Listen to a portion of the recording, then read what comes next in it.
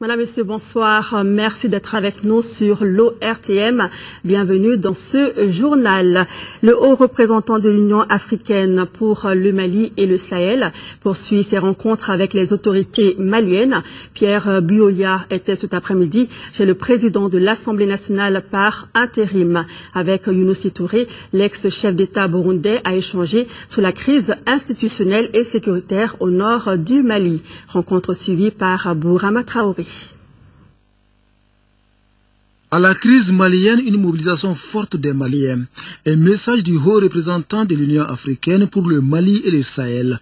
Pierre Buyoya s'est longuement entretenu ce mardi avec le président de l'Assemblée nationale par intérim, Younousi Touré. Pour l'ex-chef de l'État burundais, il n'y a pas de temps à perdre, il faut agir vite et même très vite.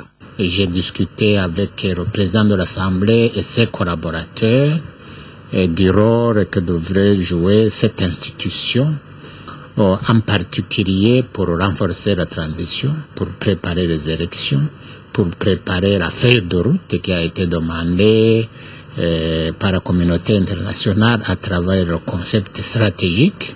Le haut représentant de l'Union africaine pour le Mali et le Sahel aura une double mission au Mali. La première, le renforcement de la contribution de l'UIA aux efforts en cours en vue de résoudre la crise sécuritaire au nord malien. La deuxième, le parachèvement du processus de sortie de la crise institutionnelle. Deux missions dont la réussite dépend en partie de l'appui des autorités maliennes. Pour revenir à la normalité aux institutions démocratiques, les Maliens ont un rôle de premier plan. Pour la libération des territoires du Nord, c'est d'abord le rôle de l'armée malienne et ensuite l'assistance de la communauté internationale.